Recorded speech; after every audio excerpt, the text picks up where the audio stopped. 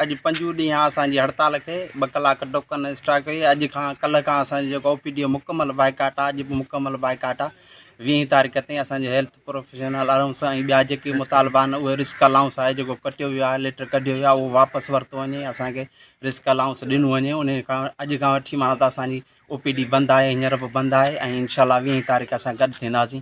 इहो असांजो मुतालबो हल कयूं। दादा असां जेको सो गवर्नमेंट खां मुतालबो था कयूं त जेको असांजो हेल्थ रिस्क अलाउंस बंदि कयो अथनि उहो असांजो बहाल कयो वञे। हीअ जेका गवर्नमेंट आहे असांजे हिसाब सां माना हिकिड़ो त आवाम खे या जेके उनजा मुलाज़िम आहिनि उनखे भित हणण जे बराबरि थी फ़ैसिला करे। माना जेके मुलाज़िम दुश्मन माना जेके फ़ैसिला करे थी उन्हनि जे ख़िलाफ़ु असांजो ही धरणो हले, बाइकाट हले पियो। ऐं इनशाला असां 20 तारीख़ जिते बि असांजे पैरामेडिकल स्टाफ जा ॿाहिरि गॾु थींदा असीं बि उते गॾु थींदासीं। ऐं हुकूमत खां असांजो पुरज़ोर मुतालबो आहे त असांजा जेके बि मुतालबा आहिनि, हेल्थ रिस्क अलाउंस आहे, प्रोफेशनल अलाउंस आहे, यूटिलिटी अलाउंस आहे, इहे सभु असांखे अलाउंस ॾिना वञनि। हेॾी महांगाई जे दौर में अगरि असांजो इहो हेल्थ रिस्क अलाउंस कटींदा त असांजी पघार केतिरी थींदी? 35,000।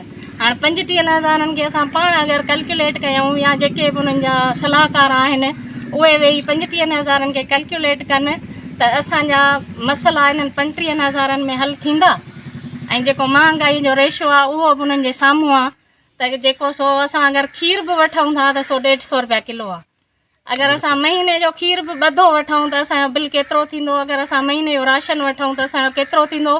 उन खां अलावा जेके असांजा सफ़री ख़र्च आहिनि उहे असांजा कीअं थींदा? इन लाइ असांजी जेका गवर्नमेंट खां पुरज़ोर अपील आहे त असांजा जेके बि अलाउंसिस आहिनि उहे असांजा बहाल कया वञनि।